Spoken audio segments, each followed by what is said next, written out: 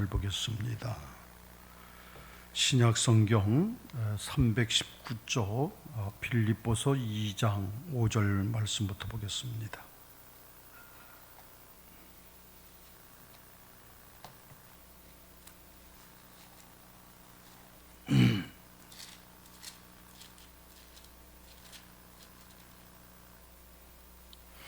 빌립보서 2장 5절 말씀부터 우리 말씀을 11절까지 말씀을 교독하겠습니다. 너희 안에 이 마음을 품으라 곧 그리스도 예수의 마음이니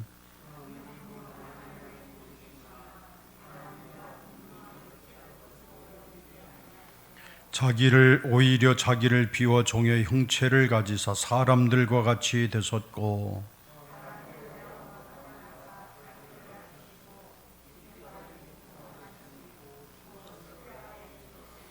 이러므로 하나님이 그를 지극히 높여 모든 이름 위에 뛰어난 이름을 주사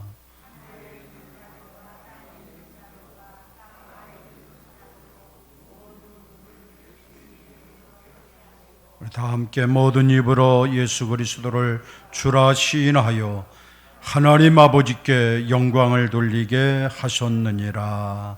아멘. 아멘. 우리 다 같이 기도하겠습니다. 존귀하신 하나님, 오늘도 거룩한 주일 주님 앞에 나와 예배할 수 있는 은혜를 주시니 감사합니다. 주여, 오늘도 말씀으로 우리에게 임하여 주사 병든 심령을 치료하여 주옵소서. 상처난 영혼들을 온전케 하여 주시고 주여 어루만 주시는 손길을 느끼고 경험하도록 이 시간 신령한 복을 허락하여 주시옵소서.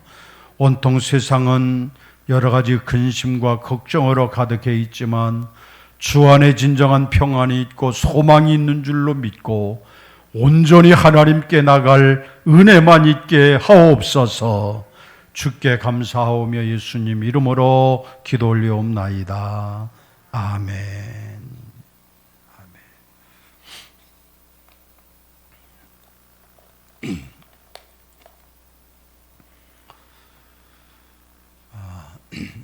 예수를 믿는 그리스도인들의 최종의 목표가 뭐냐? 최종의 목표는 내가 예수 그리스도의 참 제자가 되는 것입니다.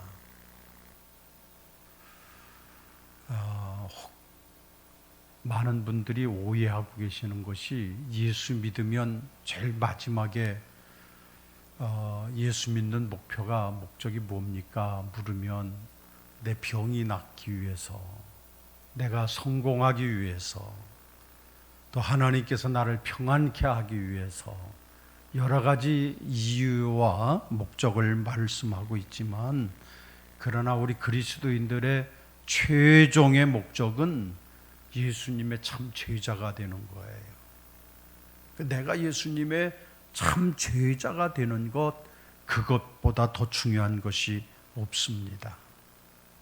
예수님의 제자가 되려면 그러면 어떻게 살아야 하느냐?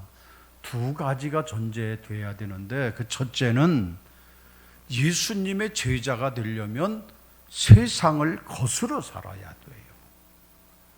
세상 흘러가는 대로, 세상 그저 되는 대로 살아가는 사람은 절대로 예수님의 제자가 되지 못하는 거예요. 세상을 거스러 올라가야 됩니다. 거슬러 살아가야 됩니다. 그래서 주의 말씀을 붙들고 세상과 싸우면서 거슬러 올라가야 돼요. 그게 바울 사도가 그런 말을 합니다. 오늘 내가 예수를 믿고 살아가는 거 세상에 순응하면서 내려가는 것이 아니라 내가 열심히 싸우며 살아가노라. 나는 영적인 싸움을 싸우며 살아간다. 그렇게 고백하고 있는 것들을 볼 때 우리는 세상을 거스러 싸우면서 올라가야 돼요. 때로는 세상에서 오해를 받아도, 때로는 세상 사람들에게 손가락질을 당해도, 때때로는 세상 사람들이 이해할 수 없어도 오직 세상을 거스러 사는 삶을 살아가야 돼요. 어떤 때는 세상 사람들에게 오해를 받습니다. 저 사람은 어떻게 저렇게 사나? 오해 받아도 내가 세상을 거스러 살아야 돼. 이게 제자가 되려고 하는 사람의 마음 자세입니다. 그 다음에 제자가 되려면 두 번째로는 예수님을 닮아야 돼요. 주님을 닮아가는 거예요. 그 마음을 담고 정신을 담고 성품을 닮아가고 그의 가치관을 닮아가고 모습은 닮아갈 수가 없지만 예수님의 정신은 닮아가야 됩니다. 내가 모습은 내 부모에게 받은 모습 그대로 살아가지만 이제는 내가 그 정신을 닮아가야 돼. 그 사상을 닮아가야, 그래야 진정한 예수님의 제자가 되는 겁니다. 여러분, 자녀들은 부모를 닮습니다. 참 닮아요. 유전자적인 요인도 있지만 부모님을 존경하고 사랑하고 또 그의 지도를 받고 그러다 보면 부모님을 닮아갈 때가 있습니다. 이런 부부지간에도 그렇습니다. 전혀 이름 성도 다르고 자라난 배경도 다르고 모든 것들이 다 다르지만 근데 나중에 오랫동안 50년, 60년 살다 보면 그 부부가 닮아간다고 그러잖아요. 닮아가요. 왜 그렇습니까? 날마다 바라보는 생활을 하고 같이 있다 보니까 닮아가게 되는 거예요. 마치 예수님의 제자들도 우리가 예수를 날마다 그 예수를 기억하고 예수를 생각하고 예수의 마음을 품고 살아가면 예수님을 닮아가게 돼 있어요.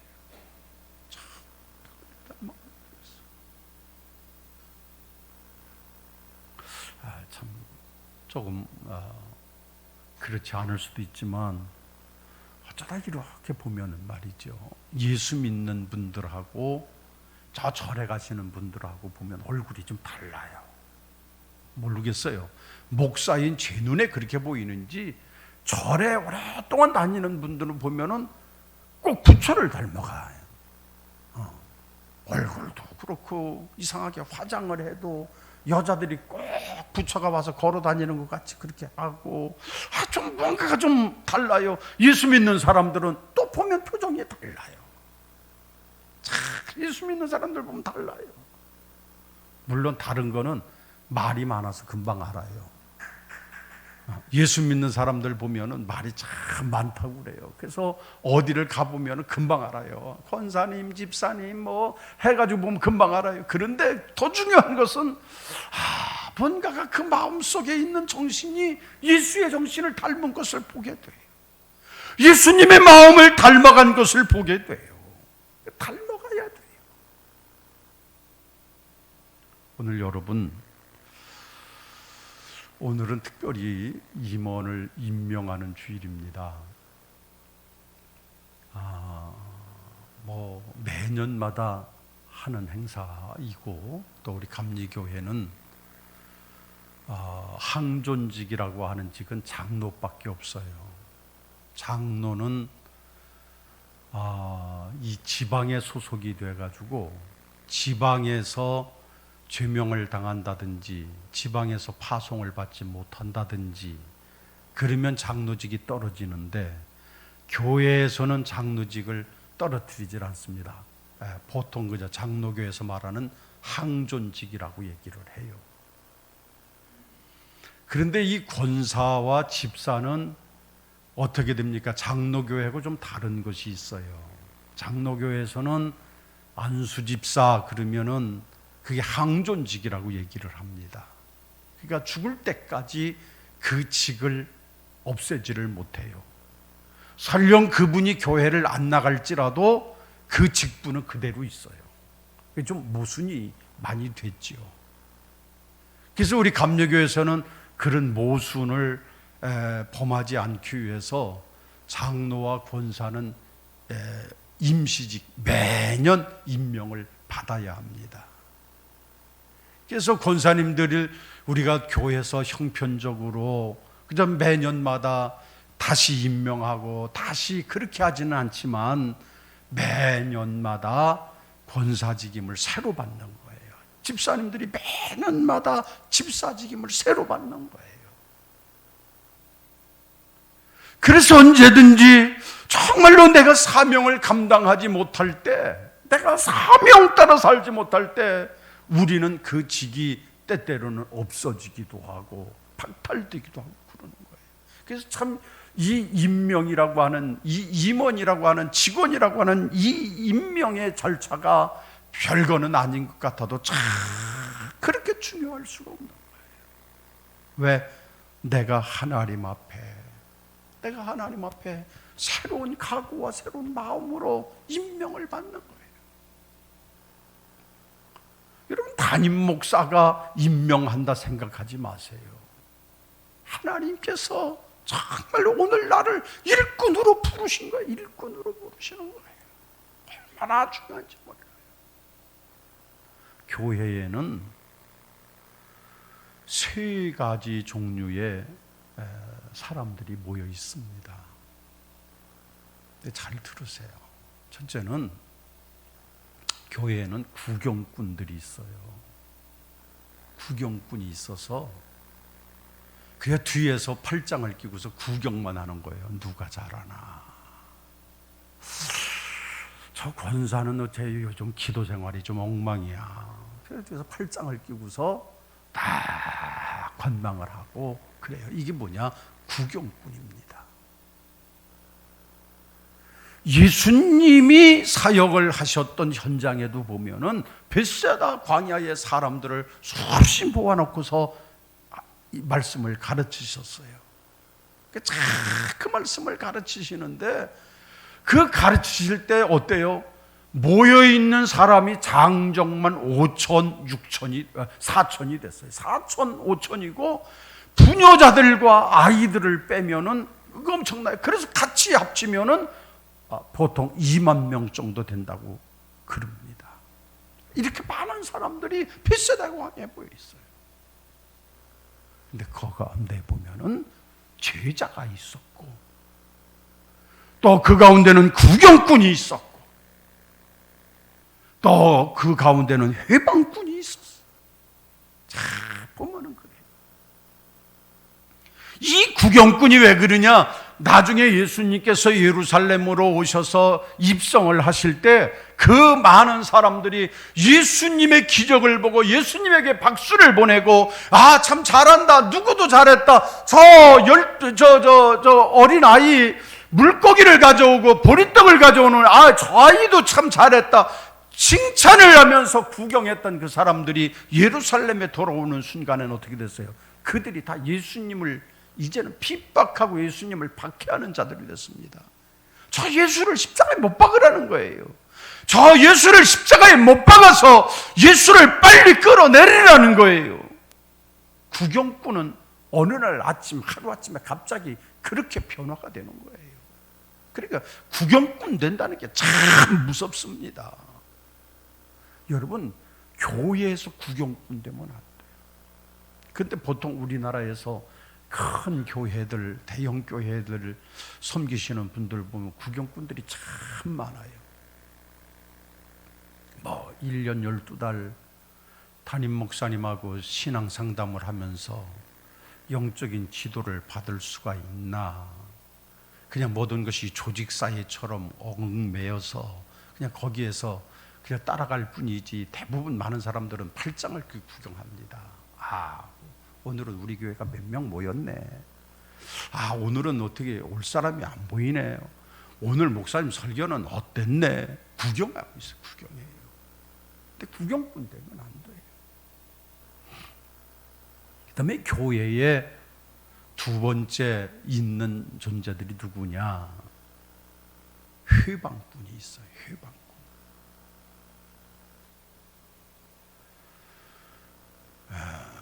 물론 필요는 해요. 회방하는 분들이 필요할 때는 있어요. 왜? 양들이 그래야 긴장을 해요. 긴장을 해요. 여러분, 그 양들을 기르는 그것을 보면은 그런 얘기를 해요. 양들을 기를 때는 그 사이사이에 염소를 몇 마리씩을 의무적으로 놓아놔야 된대요. 그래서 이 양들끼리만 놔두면 양들끼리는 자기들끼리만 죽어서 하나 붙어있는 습성이 있어서 피부병에 자꾸 걸린대요. 그래서 이 염소들을 그 사이에다 넣으면 염소들이 양들이 뭉쳐져 있는 데를 그냥 쑤시고 들어가서 그걸 흩어놓는데, 자꾸 흩어놓는데. 그래서 양들을 건강하게 만드는 역할을 염소가 하기 때문에 염소를 기른대. 근데 염소들은 보면은 그 양들과는 다르게, 전혀 다르게 이 양떼를 해치고 다니면서 그냥 회방을 놓는데. 회방을. 교회 안에도 그런 분들이 때때로 있어요. 선교회 하면 그 속에 들어가서 막 휘짓고 들어가서 그걸 해체시켜 놓는 거예요. 뭐 우리 교회 이게 뭐가 필요하냐, 이게 말이지 누가 이렇게 돼서 누구 때문에 안 된다 뭐 한다. 그래서 계속 쑤시고 돌아다녀요. 성도들의 마음속에 상처를 주기도 하고 때로는 교회 조직을 파괴하기도 하고, 그러면서 계속적으로 그것을 파고 들어가면서 회방을 놓고, 교회에 한 마음 한 뜻으로 가야 되는데 거기에 회방을 놓습니다. 거기에 자꾸 이 일을 답니다. 그러면서 교회를 편지풍파를 만들어 놓는 경우들이 참 많이 있어요. 여러분, 교회들이 보면은 때때로 막 분열되고 그런 교회들이 여러분 가끔 보잖아요. 그 교회들을 보면은 그 속에 회방꾼들이 있어서 그렇게 돼요. 물론 아주 정말로 건실하게 정말로 믿음 안에 살려고 그래서 옳은 소리를 하고 그런 경우도 있지요. 근데 그거보다는 오히려 영적으로 회방꾼이 많아요. 그 마지막 세 번째 하나의 종류는 일꾼이 있습니다. 일꾼. 교회에 일꾼이 있는 거예요.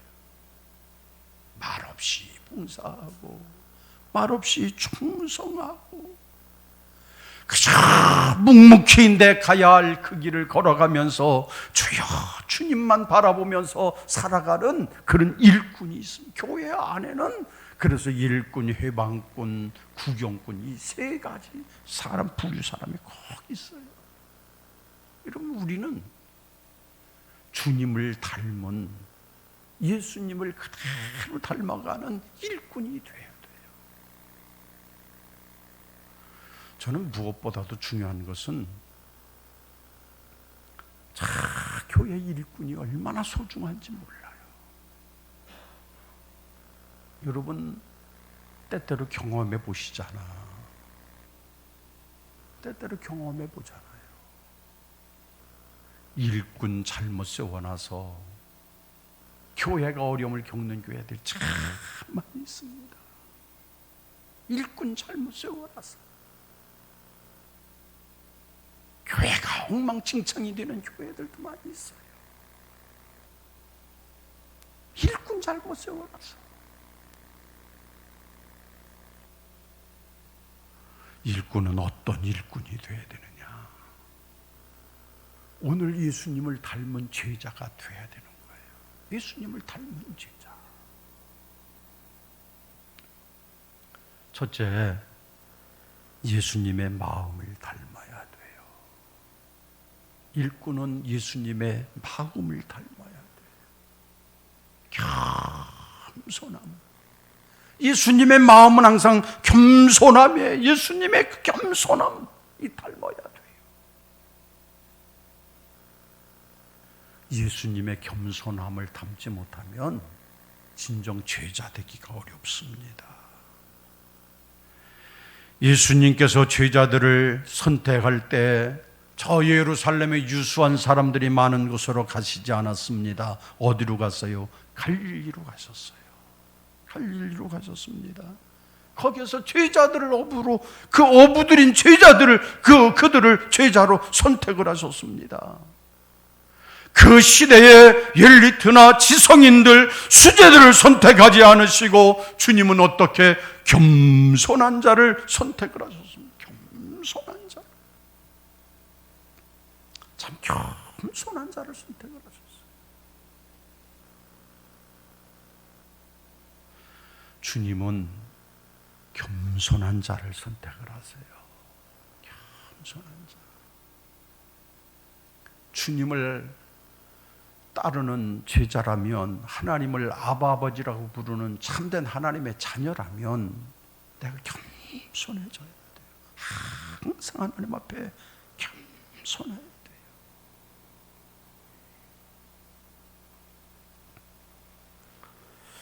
때때로 보면은 그 머리가 좋고 아주 엘리트로 살아가시고 그러는 분들, 지성인들을 대부분 보면은 조금 한 가지 특징을 보면 좀 이기적인 면이 좀 있죠. 뭐 물론 다 그런 건 아닙니다만은 이기적인 면이 있습니다. 그래서 한 분 한 분은 너무 귀하고 값진데 내 몸을 던져서 희생하고 헌신하려고 하는 의지는 또 상대적으로 적어요. 참 그런 면이 있습니다. 그래서 참 똑똑한 사람을 뽑아야 하느냐, 아니면 팀 전체를 위해서 정말로 자신을 헌신하고 희생하려는 사람을 뽑아야 되느냐, 기업에서도 그게 관건이라고 그럽니다. 누구를 뽑아야 되느냐, 똑똑한 사람을 해야 되느냐, 아니면 이렇게 헌신적인 사람을 택해야 되느냐, 회사에서도 그게 관점이에요. 여러분, 배우자들을 선택할 때도 그렇지 않습니까?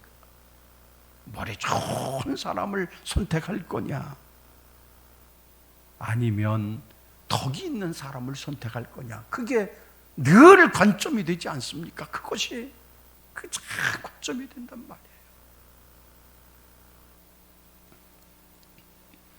말이에요. 지금은 저 여의도 순복음교회 장로로 계시는 제 시골 고향에 선배가 한 분 계시는데, 여의도 순복음교회 장로로 있어요. 전에 시골에 살 때는 예수를 안 믿던 집이고, 그 집도 참 부닥거리도 많이 하고 매일 만신 들여다가 무당 들여다가 점치고 매일 굿하고 그러던 집인데, 참 어떻게 하다가 나중에 알고 보니까 장로님이 됐어요. 몇 번 통화를 하다 보니까 장로가 되셨어요. 그래서 참, 야, 세상이 이렇게 놀랍구나. 우리 동네에서 제일 굿하고 매일 무당이 와서 좋아하고 그러던 집이었는데, 그래서 참 그 집안이 그렇게 살았는데 어느 날 보니까 예수를 믿고 장로가 되어 있는 거예요. 그래서 야, 참 세상 참 신기하다, 이렇게 생각을 하는데, 그분의 이야기를 제가 좀 하려고 합니다. 그분이 시골에서 공부도 제대로 못했어요. 집안도 가난하고 매일 그 아버지는 자 산꼭대기에 올라가서 그저 목을 매서 자살을 하셨고, 그 어머니 혼자서 큰 근덕신이 하다 보니까 자녀들은만 그 교육을 시키지 못해서 어렸을 때 저 서울 성수동으로 공장으로 취직을 시켜서 공장을 보낸 거예요.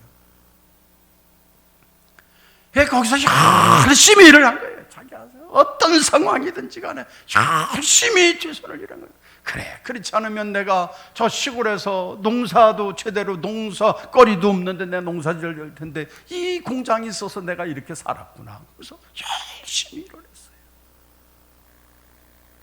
근데 마침내 그 집 사장님 딸이 혼기가 차고 이 청년하고 거의 나이가 대동소이한 그런 처자가 하나가 있었던 거예요.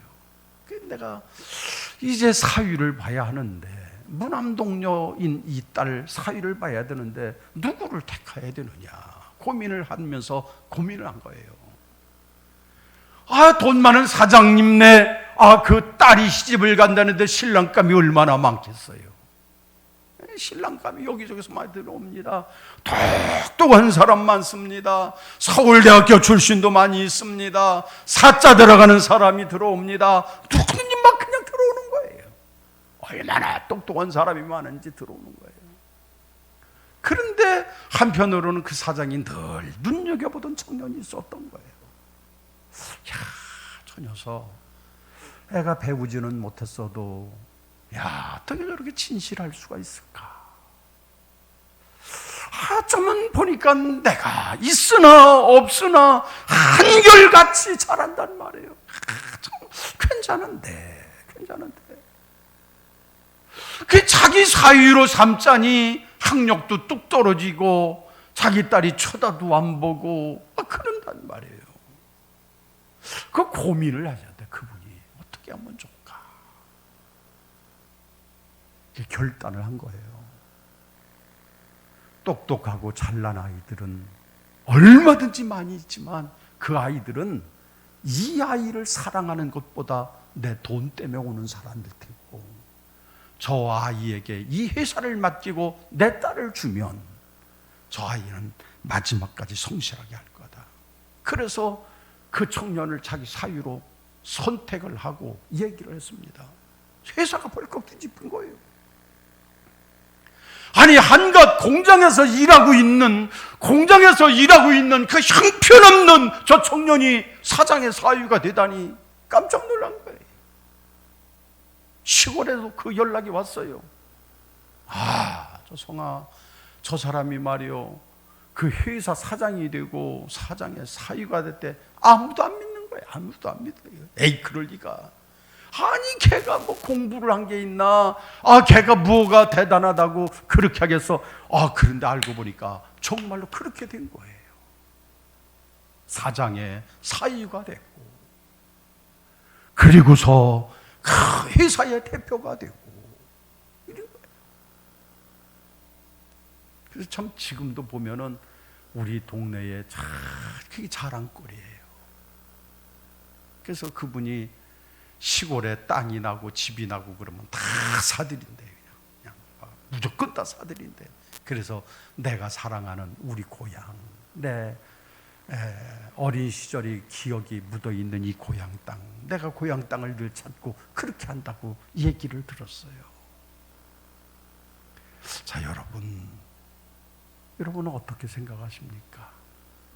주님을 향해서 그 겸손한 마음, 언제든지 신실하게. 주님의 마음은 어땠습니까?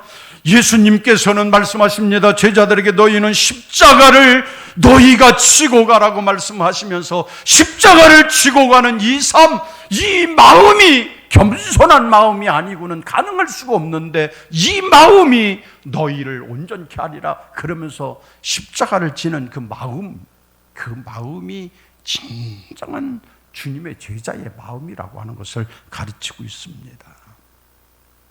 이 마음이 우리에게 있어야 돼요. 십자가를 지고자 하는 겸손한 마음. 오늘 본문 말씀에 주님은 말씀하십니다. 너희는 이 마음을 품으라. 이 마음을 품으라. 겸손한 마음을 품으라는 거예요. 여러분, 교회의 일꾼 아닌 사람은 의미가 없어요. 여러분들이 일꾼이 되신다면, 여러분 모두가 어떤 직분이든지 간에 일꾼이시라면 예수의 마음을 품어야 하는데, 예수의 그 마음이 어떤 마음? 겸손한 마음.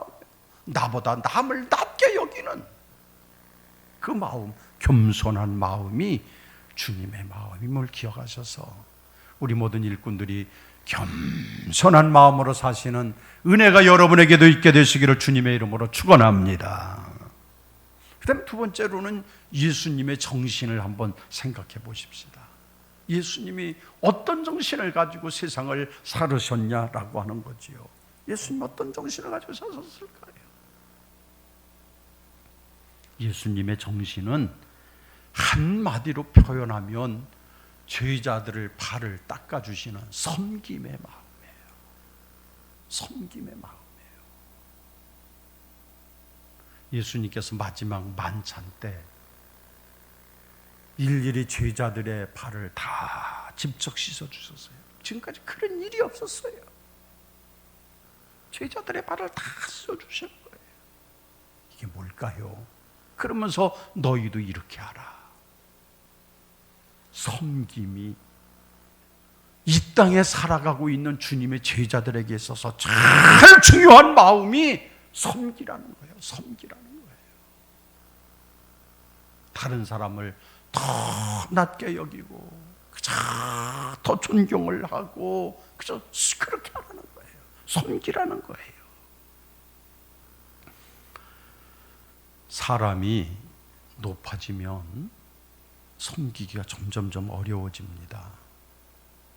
사람이 높아지면 내가 섬김을 받으려고 해요. 옛말에도 우리 속담에 보면 그러잖아요. 말 타면 종 부리고 싶다고. 걔 말만 타도 감사한데 그럼 말 탄 사람은 항상 종 부리고 싶어지는 거예요. 우리 그리스도인들은 어떻게 되느냐? 점점점 높아지기만 원하고 있단 말이에요. 그래 높아지다 보니까 섬기기가 참 어려운 거예요. 섬겨지지를 않는 거예요. 여러분, 우리가 예수 믿고 형통해지고 예수 믿고 성공하고 예수 믿고 축복을 받아 건강해지고 예수 믿고 무엇이든지 잘 되면 우리가 어때요? 나도 모르는 사이에 점점 교만이 찾아와요. 동네 이장만 하다가 어쩌다 면장 한번 되니까 세상 높은 줄 모르고 좋은데 어느 날 보니까 교회도 안 오고 슬슬 보니까 교만해진 거예요. 높은 자리에 올라가니까 금방 교만해지는 거예요. 교만해졌어요. 여러분, 우리가 교만해지면 안 돼요. 제가 아는 어떤 분은 집사가 되고 집사가 될 때 눈물을 흘립니다. 내가 어떻게 이렇게 권사가 되니까 세상에 내가 어떻게 권사가 됐나요? 그냥 너무너무 죄송해서 그렇게 해요. 장로가 됐어요. 처음에는 내가 이렇게 장로가 돼서 교회를 섬기고 성도들을 섬기게 되니 이건 정말로 이건 놀라운 일입니다. 그렇게 하는데 점점 사람이 달라지기 시작하더니 교만이 찾아와서 그때부터는 권사들을 알기를 종부리듯 하려고 그럽니다. 자기는 하지 않으면서 김 권사 일로 와 이거 해. 박 권사 일로 와 이거 좀 해봐요. 김 집사님 일로 와 이거 좀 해봐요. 자기는 안 하면서 지시만 하고 그렇게 해요. 섬김이 없어진 장로는 의미가 없어요. 주님께서 제자의 발을 내가 시킨 거예요. 내가 직접 발을 시키시는 거예요. 근데 사람이 살다 보면 섬긴다고 하는 게 얼마나 어려운지 몰라요. 예수님의 정신은 한마디로 섬기는 거예요. 그저 어린아이를 섬기고 연약한 자를 섬기고 과부와 고아를 섬기고 마지막 끝까지 그 섬기는 그 마음이 예수님의 정신이에요. 이 섬김의 마음을 가지고 살아야 돼요. 이 섬김은 어느 때 가능합니까? 나를 비울 때 가능한 거예요. 나를 비워야 돼요. 나 비우지 않으면 섬기지 못해요.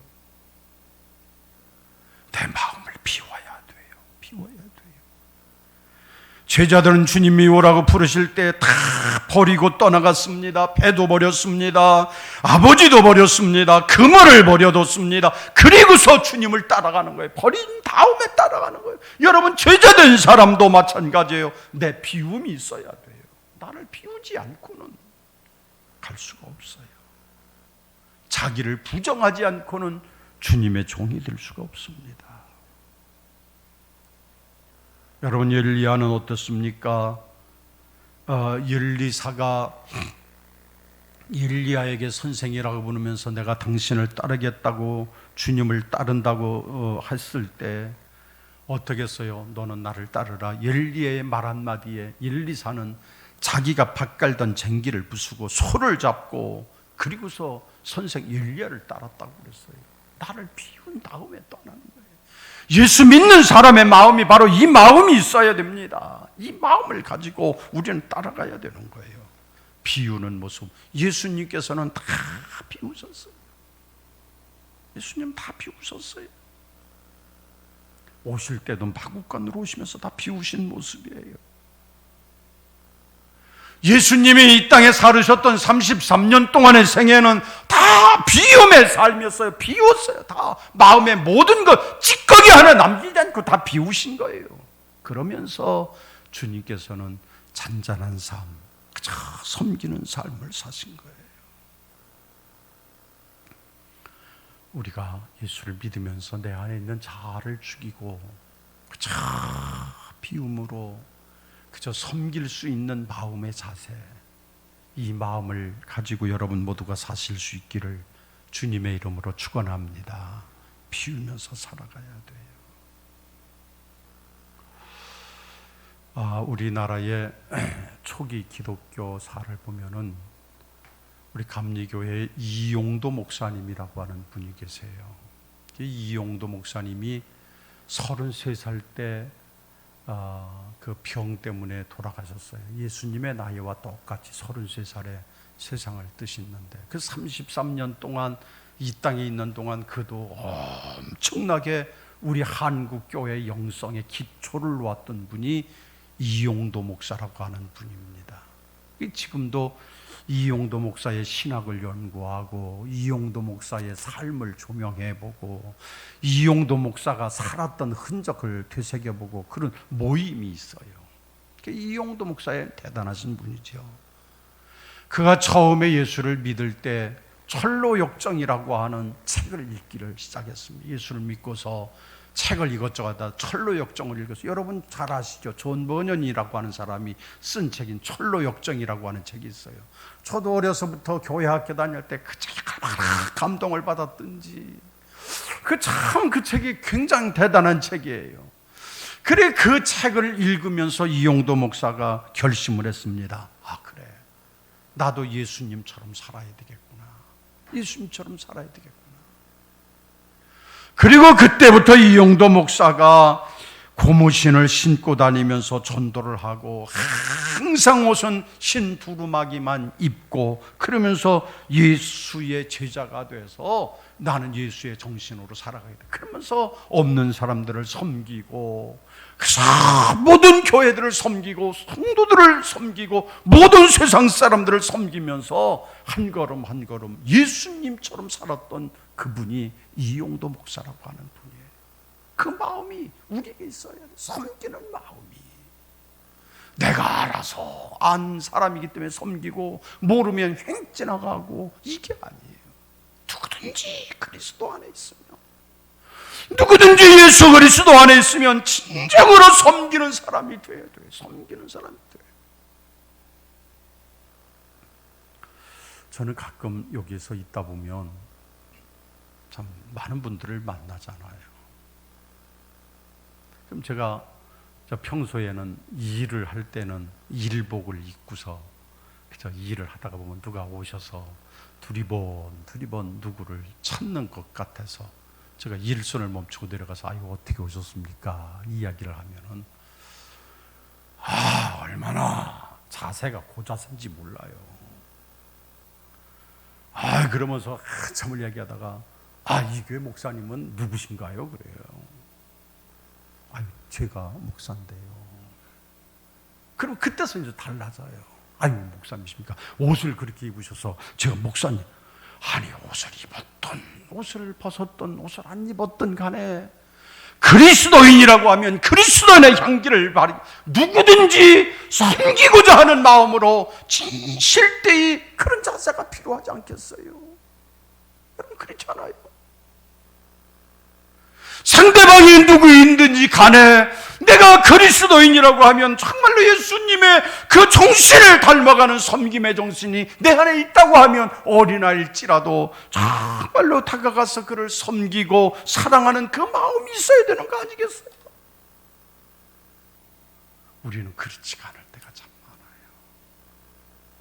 주님의 섬김의 마음을 섬김의 정신을 우리도 닮아가서 주님처럼 좁은 길이지만 이 길을 묵묵히 걸어가는 믿음의 사람으로 사시기를 주님의 이름으로 축원합니다. 우리는 다 그리스도 일꾼입니다. 오늘 우리는 다 직분자예요. 누구 할 것 없이 우리 모두가 다 귀한 직분자인데 주님의 마음을 따라서 온전히 충성을 하셔서 주님이 우리에게 남기신 첫째 주님의 마음. 여러분 무슨 마음이라 했어요? 겸손한 마음. 두 번째 주님의 정신. 그 뭐예요? 섬김의 정신. 이 두 가지 꼭 기억하셔서 정말로 주님처럼 살아가는 우리 모두가 다 되시기를 예수 이름으로 축원합니다. 기도하십시오. 존귀하신 하나님, 오늘 죄자가 된 우리들 진정으로 오늘 금년 한 해도 죄자처럼 살라고 말씀하시는 주님의 명령을 쫓아 주님과 더불어 살게 하심을 감사합니다. 주여 임하시고 역사하소서. 주님처럼 살게 하시고 그 마음을 품고 그 사상을 본받고 그 주님의 정신을 따라서 우리도 주님처럼 살게 하여 주옵소서. 예수님의 이름으로 기도 올려옵나이다. 아멘.